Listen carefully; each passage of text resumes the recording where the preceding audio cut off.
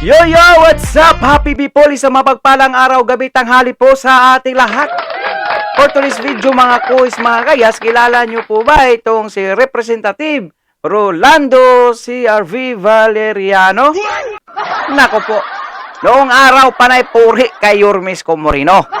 Pero ngayon, panay banat na naman, sir.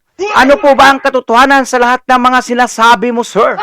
So yan po ang mapapanood natin sa video ito mga kuis, mga guys. At kung bago naman po kayo sa aking YouTube channel, please follow, like, and share, and subscribe. So without a further ado, let's begin. Intro po muna tayo. Look at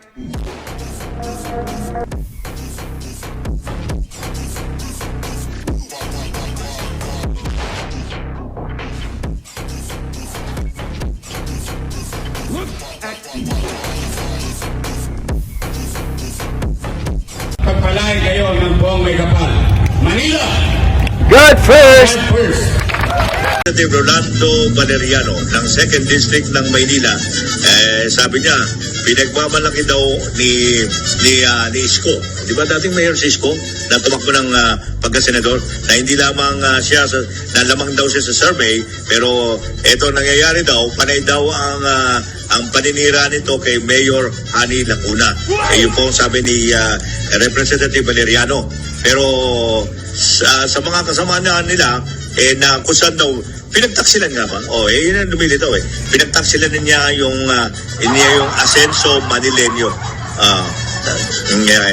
Ayan. Bakit pa niya kami pinag-aaksaya ng panahon? Sabi naman ng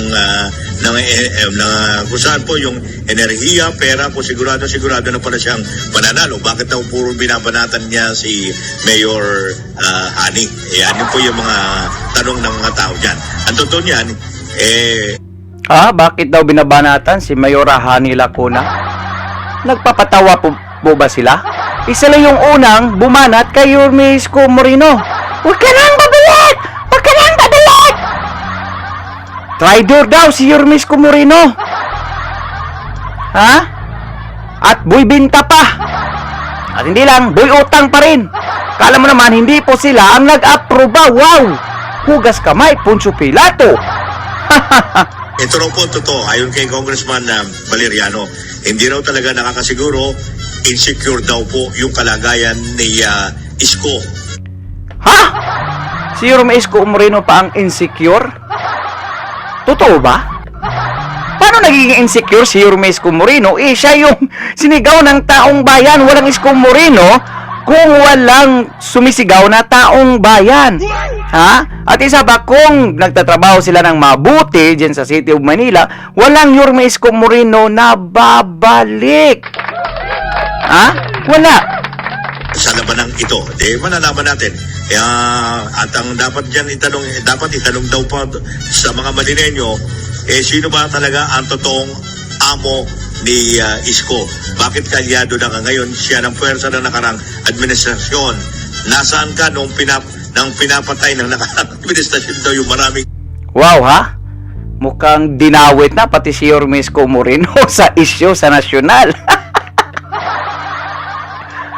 administrasyon daw yung maraming...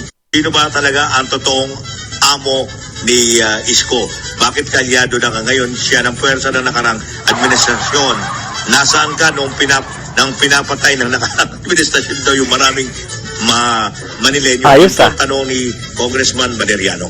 Yan po alam nyo, hindi maiwasan yung mga ganyan na mga issue kapag ganitong nagkakaroon tayo ng eleksyon. Pero anyway, malalaman natin ang katotohanan dyan kung sino talaga ang nagsasabi na totoo, si Isko Moreno o ang kasalukuyang mayor na si Hani Lacuna. Yan. So, doon natin makikita mga kois, mga gayas, na sila yung insecure at desperado. Biruin mo, talagang iniugnay na si Yormes Comorino sa nagdaang mga patayan sa panahon ni Pangulong Duterte. Wow, ha? Bagong issue yan, ha? Baka next day, aabot na si Yormes Comorino dyan sa Kamara o sa Senate hearing, ha? Baka aabot na si Yormes Comorino sa Quadcom. Ayos.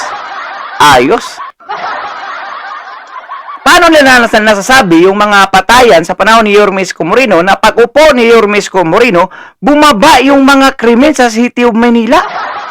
May index po dyan.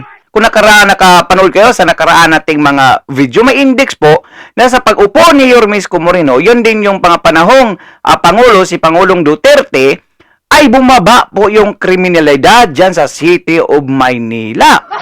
So, paano nila nasabi at naiugnay si Yorme Isko Moreno sa nagdaang administrasyon kay Pangulong Duterte? Wow! Talagang gagawin po nila ang lahat para sisirain si Yorme Isko Moreno. Palakpakan sila. Ha?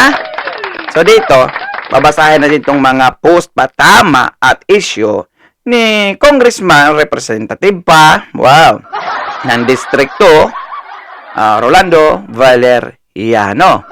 Ito ha.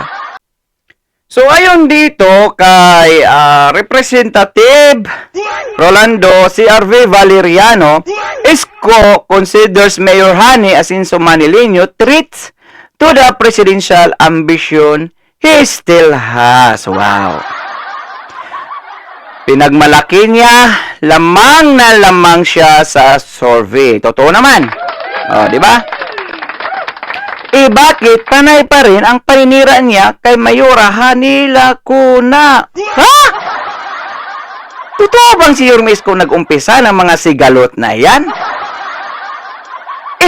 Kayo yung nag-umpisa, especially kay Kong Joel Chua, na sinabi niyang traidor si Yorme Isko Moreno. At sabi rin ni Mayora Hani Lacuna. O sino nag-umpisa ngayon? Kayo lang, di ba? Tapos, pinalalabas nyo pa na may kaugnayan si Yorme Isko Moreno sa nagdaang mga patayan sa panahon ni Pangulong Duterte. So, ibig nyo sabihin, baka ipatawag nyo ito si Yorme Isko Moreno sa Quadcom. Wow! Ayos! Ayos! Palakpakan! Paninira niya kay Mayora Hani Lacuna, sa akin at sa mga kasamahan namin sa pinagtaksilan niyang Asinso Manileño. Wow! Mukhang ikaw yata yung unang naninira kay Yorme Isko Moreno, sir. Anong sabi mo doon sa interview mo sa Bilyonaryo News Channel? Na nanunol si Yorme Isko Moreno para kalabanin kayo. Ikaw po yung nangungunang pumukol kay Yorme Isko Moreno, sir. Ha? Bakit pa niya kami pinag-aaksayahan ng panahon, enerhiya at pira kung sigurado na pala siyang mananalo? Bakit pa niya kailangang magpakawala ng mga trolls, bashers at vloggers na tagakalat ng mga fake news? Wow! Mga vloggers, trolls na tagakalat daw ng mga fake news.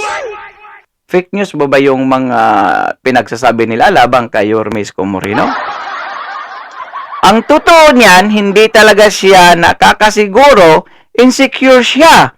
He still considers as a threat, a political threat to his campaign now, a political threat to the presidential ambition he still has. Wow! Itanong dapat ng mga Manileño kay Isko Moreno, sino bang totoong amo mo? Bakit kalyado ka ngayon ng puwersa ng nakaraang administrasyon? Nako, yun pala yung sinasabi sa Dwes News kanina na iniugnay si Yorme Isko Moreno sa kasalukuy sa nakaraang administrasyon, sa administrasyon ni Pangulong Duterte. Sana ba tayo? Okay? Itanong dapat ng mga Manileño kay Isko Moreno, sino bang totoong amo mo? Bakit kaalyado ka ngayon ng puwersa at nakaraang administrasyon? Nasaan ka noong pinapatay ng mga nakaraang administrasyon ang maraming Manileño? Marami palang pinapatay doon. Marami palang patay noon sa panahon ni Pangulong Duterte sa City of Manila. Kasi ang alam po natin sa panahon ni Yorme Isko Moreno, 2029 hanggang 2022 ay bumaba po ang kriminalidad dyan sa City of Maynila. So, paano natin masasabing maraming pinapatay sa City of Maynila? Sana ba tayo?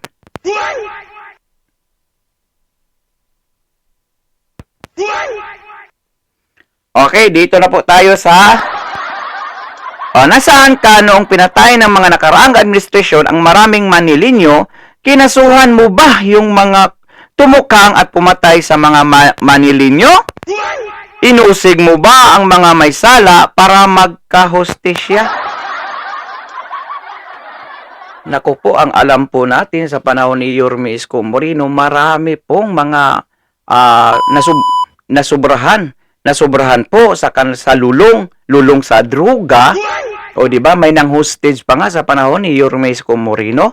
Dahil po 'yon sa sobrang paggamit ng illegal na mga gamot.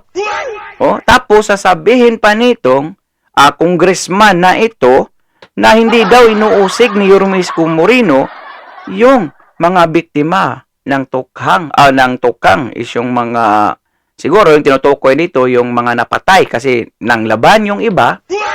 So paano pala sir, paano na po yung mga nabiktima ng mga adoy-adoy na iyon sir? Hindi nyo po ba question o inimbestigahan dyan sa Quadcom yung mga biktima ng mga adik na yan, sir? Ayos Kung may galit kayo kay Pangulong Duterte, huwag nyong idamay si Yorme Isko Moreno, sir. Dahil nagtatrabaho siya nung panahon ng kasalukuyang sa panahon niya, dahil pandemya po yon, busy siya kung paano hahagilap ng mga makakain ng mga batang Manilinyo.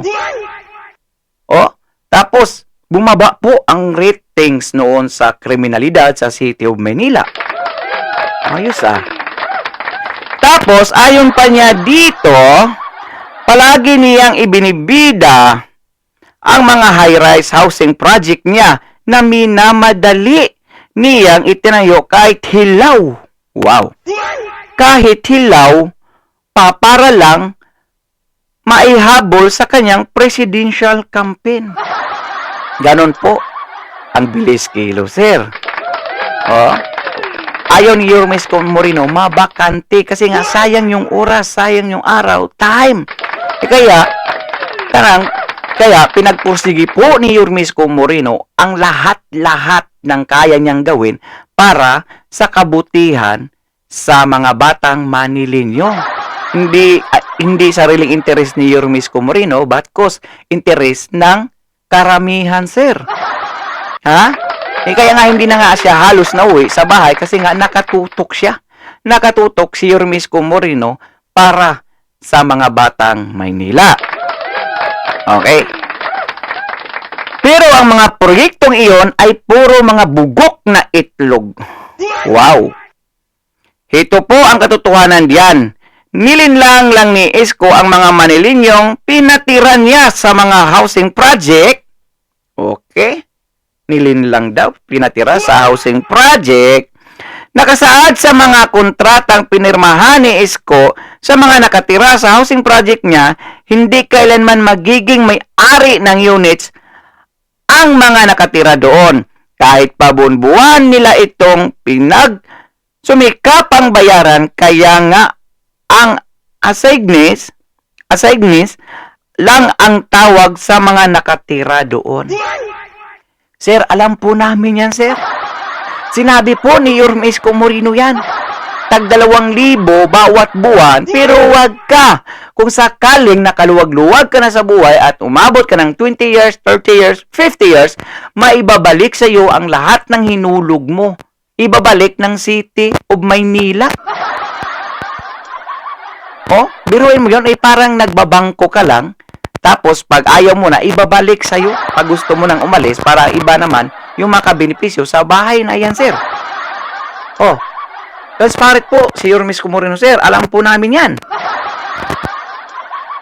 Hindi naman kasi rent to own o lease to own ang mga award agreements na pinapirmahan ni Isko sa mga nakatira doon. Sa madaling sabi, depektibo ang mga kontrata at hindi makatarungan sa mga residente. Ay, hindi po ba makatarungan yung 2,000 a month nakatira ka sa kondo, sir? Hindi po ba makatarungan yung napakababa ng bayarin mo buwan-buwan? Kaysa kumpara mo sa mga kondo, aabot yan. Sa ibang mga kondo, abot yan ng 50 to 60,000 a month. So, paano hindi yan nakakatulong? Ang mindset ni Yorme Isko Moreno kasi mga kois magayas is, ang lahat pwede makabenepisyo. Kaya nga, wala pong kontrata na inilahad na mapapasa iyo iyang unit na iyan. But cause, inisip ni Yorme Isko Moreno, pag ikaw ay nakaluwag-luwag na sa buhay, ay kung ayaw mo na, para makabenepisyo naman yung iba na kinakailangan nila ng mga house na napakamura. O, diba? Hindi naman kasi, okay? Kung mayroon man dapat purihin si Mayura. Ayos si Mayura daw. Kung mayroon man dapat purihin si Mayura, honey. Dapat iyon dahil siya ang nangasiwa upang matukoy ang mga housing projects at ang Lacuna administration ang nagbabayad sa mga bilyon-bilyong inutang ni Yorme Isko. Ang tanong, hindi po ba pira ng taong bayan iyan? Kaya nga, natutuwa yung Manilinyo kasi alam ng Manilinyo na umutang si Yorme Isko Moreno para sa kanila. Inutang sila ni Yorme Isko Moreno. Dahil nga sa panahon ng pandemic at yung mga pabahay ni Yorme Isko Moreno na magiging first class at gaya ng Singapore, ang City of Maynila. Okay? Masinop at maalam si Mayor Hani sa fiscal management at assets management ng mga resources ng Manila. Marami siyang nagawang proyekto at programa na pinakikinabangan ngayon ng mga Manileño. Okay? Land for the Landless Program by Tas Luther House kay Linga ng sa Manila at sangkatutak pang iba nang hindi niya kinakailangang magtaas ng buwis o ibaon sa utang mga ang lungsod ng Manila to the tune of 17.8 billion. Ayos. So, naniniwala po ba kayo doon? Grabe sila mga kuis mga guys at talagang gagawin po nila ang lahat para manalo uli at maibalik muli dyan sa City of Manila. Pero ayaw na ng taong bayan eh. So anong gagawin nila? Ipagpilit yung sarili nila? At wag ka, ito pang isang issue, baka po, malamang sa malamang. Dahil binanggit niya dito about doon sa mga patayan daw sa nakaraang administrasyon, baka mapatawag to si Yorme Isko Moreno dyan sa Quadcom, sa Kamara de Representante, ha? Ano bang kinalaman ni Yorme Isko Moreno noon? Napokus lamang si Yorme Isko Moreno sa panahon niya sa pag-ayuda dahil nga pandemic at mga patrabaho ng mga seniors at pagbigay ng mga allowances ng mga seniors, paggawa ng mga pabahay, ospital at paaralan ng City of Manila. At isa pa dyan, kung ano tayo maniniwala na maraming patayan sa City of Manila, yung index nga sa panahon ni Yorme Isko Moreno, napakababa. Ayon po yon sa Peanut Gallery Media. O diba, nakapanood kayo, nakaraang vlog natin, na bumaba yung kriminalidad sa City of Manila sa panahon ni Yorme Isko Moreno. Ngayon na, tumaas na naman po. Tapos, ang lagi nilang iniimbestigahan dyan sa Kamara de Representante sa Quadcom ay yung mga taong napatay sa panahon ni Pangulong Duterte. Yung mga adik. Paano naman po yung mga biktima ng mga adik na yun dapat ang ipagtanggol nila at bigyan ng hustisya. Pero bakit pabor sila dun sa mga adik? Ano po bang ibig sabihin nila? Pakikomento po ng iyong mga reaksyon at opinion sa videong ito. Comment down below. At dahil umabot po kayo sa dulo ng ating video, may karapatan po kayo mag-like, share, and subscribe mga kois, mga gayas. So for now, I'm Gan Manila. God first, God bless all. Peace. Bye-bye.